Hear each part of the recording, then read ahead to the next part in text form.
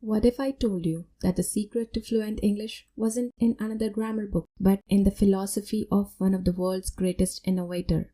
I was stuck in my English learning journey, studying for years, but never speaking confidently. Then I discovered Steve Jobs' famous methods and decided to apply them to language learning. What happened next completely shocked me. Principle 1. Simplify relentlessly. Steve Jobs believed in radical simplicity. Simple can be harder than complex, he said. So I applied this to English. Instead of trying to learn everything, I focused on what he called the core. I identified just 3 core sentence patterns that cover 80% of daily communication. Every day, I practiced only these patterns with different vocabulary. No more overwhelming grammar rules. No more trying to memorize everything, just mastery of the essential. Principle 2. Storytelling is everything. Steve Jobs was a master storyteller. He didn't just present products, he told stories that people remembered. I realized I needed to stop practicing English and start telling my story in English. I created my English origin story, who I am, what I dream about, why I am learning English. I practiced telling the story until it flowed naturally. Then I added new chapters each week. Suddenly, English wasn't an academic subject anymore. It was my voice, my identity. Principle 3. Connect the dots.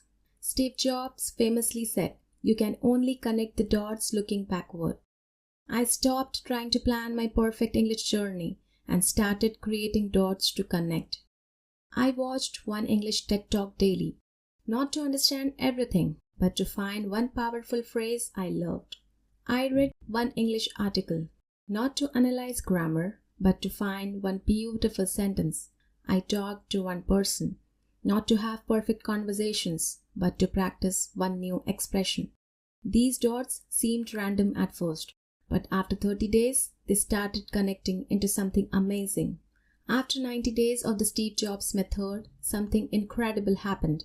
I wasn't just speaking English, I was expressing ideas. People didn't just understand me, they were engaged by what I said.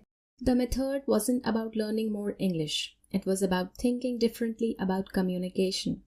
Your English breakthrough might not be in another textbook, it might be in changing your approach. If you are ready to think different about English learning, hit that subscribe button. I'm sharing more innovative learning methods next week. Steve Jobs said, "The people who are crazy enough to think they can change the world are the ones who do it."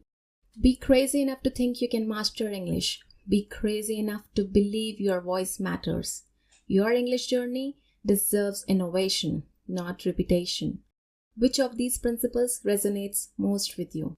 Share in the comments below. And remember, stay hungry, stay foolish in your English learning journey. Thanks for watching.